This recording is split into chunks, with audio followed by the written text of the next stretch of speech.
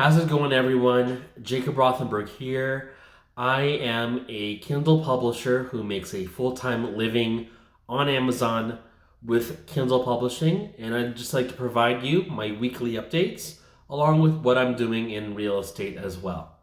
So to start off with Kindle Publishing, I have to be honest with you guys, not every week is going to be some super exciting piece of deliverable news I can give you all. I'll be honest, the biggest things that I do in Kindle Publishing, I usually keep under wraps. So that's why sometimes people ask, what books have I worked on most recently? Or can I show the books that are making me the most money right now? And the answer to that is, why would I do that? Why would I let everyone tear apart and copy the books that I'm working on or the exact keywords and titles that I'm using? I can show you those works maybe a year or two from now.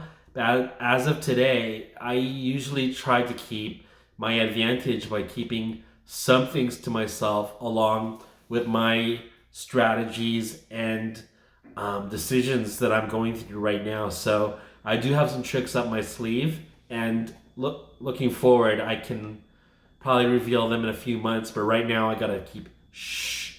So what I will tell you guys is that if you're new to Kindle Publishing or really making an online income stream overall, and it's your first time making online money, you need to focus on building. You gotta be Bob the Builder up in this bee. So everything that comes out with making content, with regards to putting out more books, growing an audience, growing groups online, growing followers, whatever the case may be, you need to keep increasing things and keep building, getting things bigger. So that might be the number of books you have out. I don't want to repeat myself, but keep building no matter what. And you might say to yourself, well, I'm building out this YouTube channel, but I don't want to be a YouTube star. So I don't want to go too aggressive with building. I don't think that's the right answer, because you never know. You might change your mind. With Kindle Publishing, you might be like, well, I don't want to I guess people don't really say this, but I don't want to make too much money. Well, just do your best with Kindle Publishing. Keep putting out as many books as you can per month and be consistent with it, and you will likely see results, especially in nonfiction. You can't make a full-time income with Kindle Publishing in nonfiction only doing 1 or 2 books a month. You can get successful short-term with a book or 2 or 3, but as far as being able to quit your job and having consistent income come through month after month, year after year, you need new titles to offset your older titles that will even inevitably die down in sales or even decrease to 0.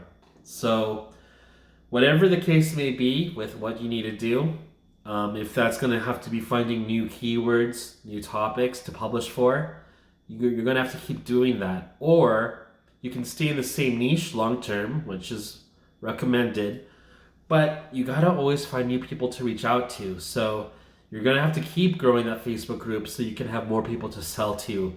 You're going to have to keep growing your Instagram.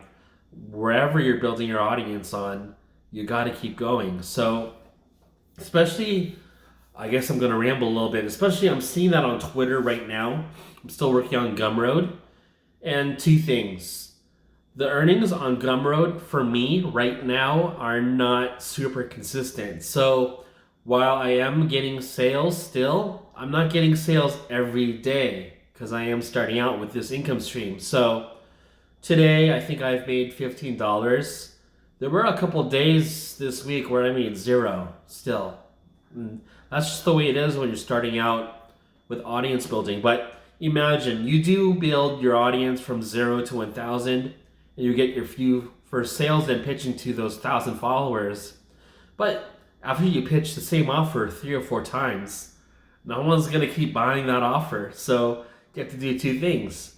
Either pitch a new product that those existing 1,000 followers will buy, or keep growing your follower account so that when you have 9,000 new followers, you can keep pitching product A instead of having to pivot towards developing, investing, and marketing product B.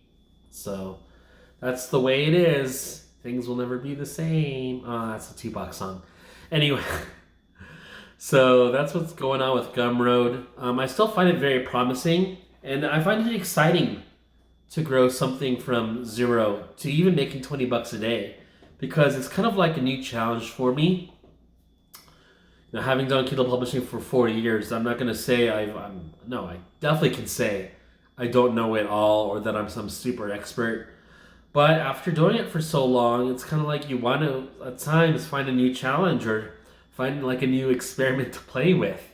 So that's why I find it very enthusiastic to come up with this income stream where you can, from day zero, just grow it through marketing towards a following and make money your first day, you can make $30 your first day ever on an income stream without like actively working. It's like, whoa, I think that's pretty cool. So what I have noticed though, to be honest with y'all, is that from what I can tell, some of my earnings have reversed, meaning I think I have a few chargebacks on the product that I'm promoting. So I've got to clarify exactly what the heck is going on. But to date, I think I've made $185 with Gumroad the past 2 weeks. And I could have sworn I made like at least double that. But yeah, we either need to come out with a new product. Yeah, that's really what we're going to have to do. We're going to come out with a new, better product instead of relying on what we have now, which might not be of the utmost quality.